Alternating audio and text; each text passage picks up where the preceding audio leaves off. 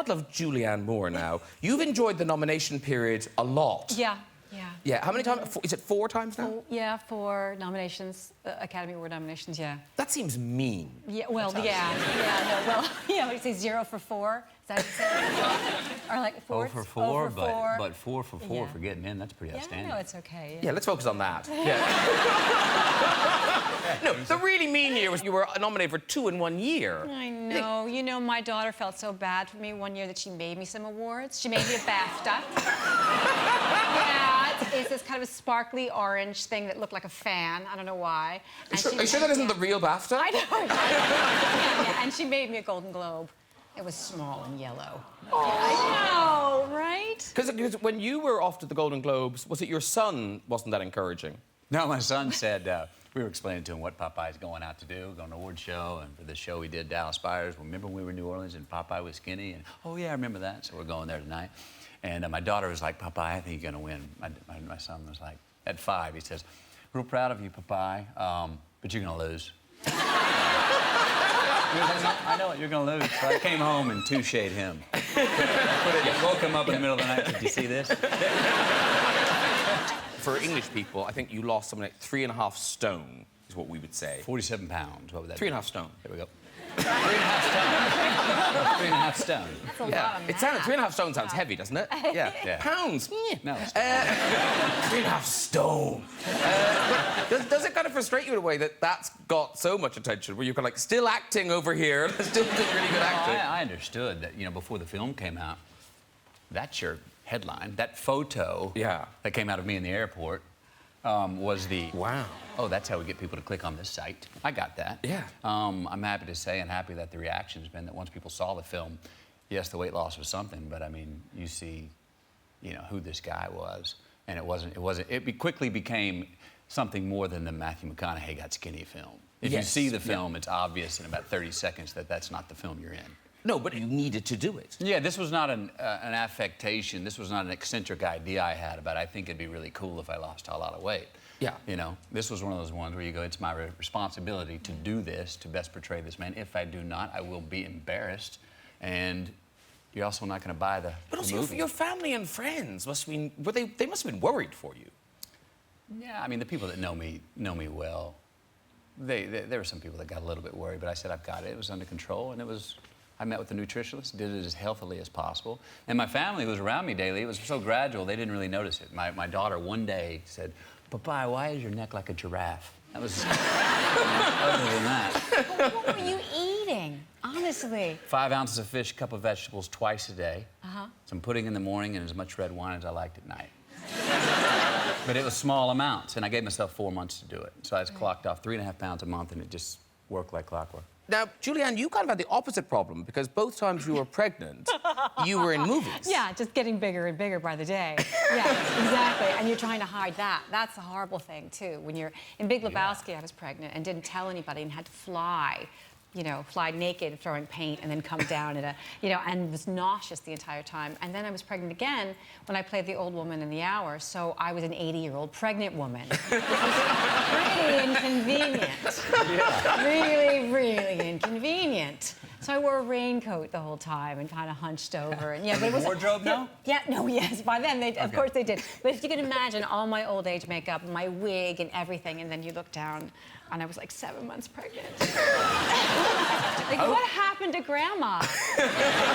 Because, Julianne, in my head, I see you. You're a movie star. I know who you are. But you were talking somewhere and you were saying that people, when they meet you, you're often not what they expect. Well, what happens, and I think this happens to a lot of actresses, people think they're saying something really nice. They say, oh, my goodness, you're so little. And you're like, little, like, little. Like, I thought you were bigger. I thought you were really big, but you're little. So you're like, oh, okay. And or they go, well, you're prettier than I thought. And you don't know what to say. You think, thank you. I think. Thank you. Yeah. So that's one of the things that happened. And Alan, you had a thing in a park where it was like the opposite of being recognised. Yeah, well, some people say, are you that guy off that thing? You get that. Oh, yeah. And you say, are you on television? And you say, yeah, sometimes on television. They go, no, you're not. I go, yeah, I am. I'm on a show. No, you're not. What show are you on? I do a show called QI. No, you don't. And then this woman was saying this to me, and she had a kid with him who was about 10, and he suddenly goes, "Why are you lying?" I'm not lying, you are. You're lying. What are you lying for? What are you lying for? He looks at his mum, smiling, like this has got him on the run now. And she goes to me, "Dream another dream."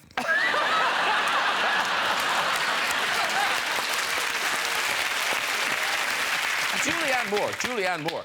Your movie couldn't be more different in a way to Dallas Buyers Club. No, I know. Well, no, because it's Vitaly, non-stop. It's a proper big Hollywood, seat-of-your-pants thrill ride movie. It's very old-fashioned, too. Reminded me of those movies that I loved when I was a kid, like Towering Inferno and Poseidon Adventure, where you follow a group of people into a situation and something's going to happen.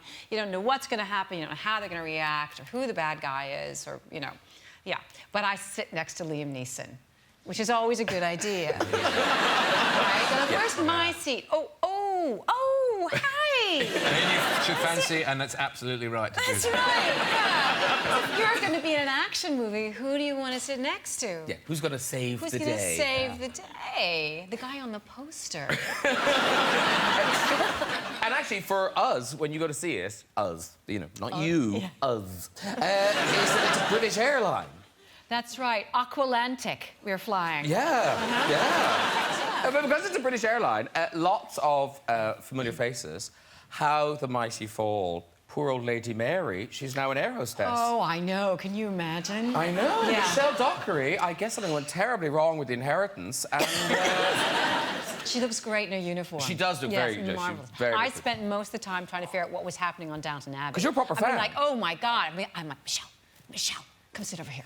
I'm like, so what's he like in real life? Do you like him? Is she funny? Is she nice? Is she mean? And then I started trying to figure out the plot. Now, you know, we're behind in the United States. So we were in season 2, and I'd say, well, what about this guy? And I started thinking about Dan Stevens. And I noticed that Dan Stevens was spending a lot of time in New York City. And so I said, come here, Michelle. I was just thinking, I think he dies. And she went, as he turned beet red, she's like, no. And I said, I won't tell anybody. I'm not going to give it away. And you never said anything. Not a word. Yeah, but don't tell me anything about season 3. I haven't seen it yet. So Okay. You don't tell me. Some pigs go thirsty. Yeah.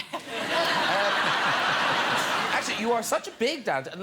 this is amazing. Such a big Downton Abbey fan, you've become a British citizen. Yeah, well, yeah, exactly. I thought, I've got to go. I have to. You really have, haven't you? No, I have. My mother was from Scotland, so I decided to become a British citizen. Yeah. Can you just do it? Well, no, you know, you have to take all those tests and stuff about the Queen. Did you do the test? No, there were no tests. Just kidding. But there are tests. But you do. There are tests. There it is. I didn't have life in the United Kingdom. Oh, I love that. That's a thin book. Hello. That's like a look at that. It's Oscar nominee Julianne Moore. Yeah, I'd become a British citizen. Could I possibly? So what did you do? So I wanted to do it, and I was in Los Angeles, and you have your swearing-in ceremony, and it was very, very quiet in the office because that was the day that William and Kate were visiting Los Angeles. So I went with my sister and our kids, and I was sworn in. They were very nice. There was nobody there. And then once they said, you know, congratulations, you're a British citizen, they said, now you can come to the garden party.